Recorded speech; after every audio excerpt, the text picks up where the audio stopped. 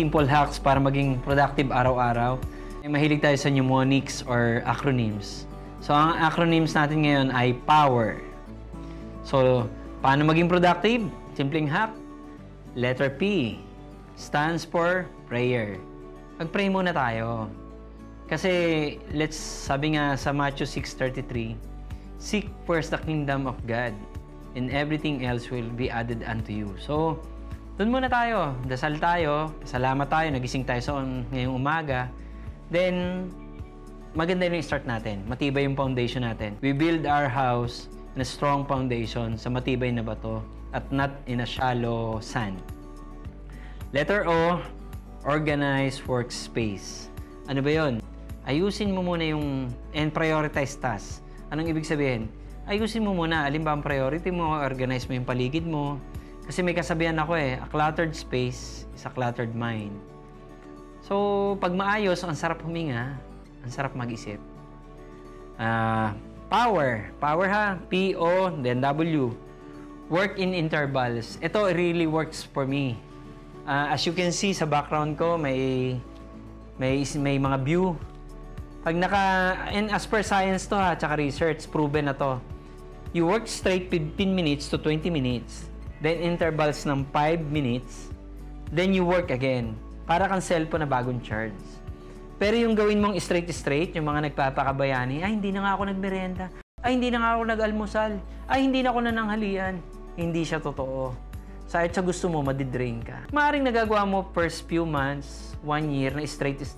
But the truth is, sigad nga at the 7th day nagpahinga So we need to rest. At yung work intervals, there's science behind it.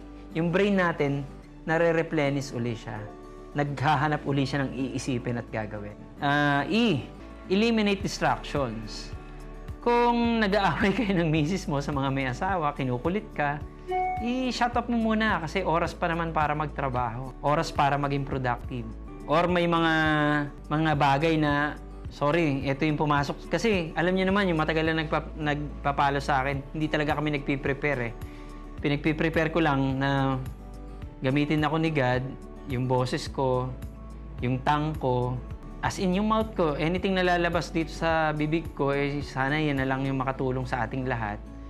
Yun, ang pumasok sa akin, kung may distractions ka, may kabit ka, may mga iniskam ka, may mga inutangan kang hindi magugulo talaga buhay mo. Huwag mo subukan. So pagka gumulo buhay mo, ang hirap magtrabaho. And lastly, from the word power, is R. Reflect at day's end. So, reflection. Paborito ko to. Mahilig ako mag-daydreaming. Daydreaming sa gabi. Yung mga pag-uwi ko po ng mga 8 p.m., 9 p.m. Nagpapa-thank you ako kay God. Thank you sa maghapon. Salamat, nakauwi ako ng maayos. Nalalaro ko na uli yung mga anak ko. Whether good or bad, whether satisfied or not, at least mayroon akong attitude of gratitude. Nagre-reflect ako na ito lang talaga yung kinaya kong maghapon. Bahala na po kayo, God, sa kakulangan ko. And peaceful ako matutulog. So hopefully nakakatulong ako sa inyo kasi hindi ko naman ito ginagawa para sumikat o para kumita sa YouTube o kung ano man. Pinagdasal ko lang to noon na matuto lang ako sa buhay at kumain ng 3 beses ang araw. Kung sakaling meron akong opportunity or platform na makatulong din sa iba, sa tulad ko, yung young Michael na naguguluhan back then, na wala akong matanong, gagawin ko rin yun. So, ito na yung dumating yung panahon na yun. Kaya ang hiling ko lang sa inyo, kung may natututo sa inyo kahit 1 o 2, sana share nyo rin. Share natin yung gospel, share natin yung good news, share natin yung lahat na maayos sa buhay. Para tayong mga Pilipino, magkatulungan. Sabi nga, Pilipino para sa Pilipino. Ito rin na, kaya rin po Tagalog yung ginagamit kong salita, is wala naman akong pangarap na mag-viral sa ibang bansa. Hindi ko naman sila kailangang tulungan kaagad. Kayo lang mga OFW na nagpapalo sa atin, o yung mga Pilipino dito sa Pilipinas.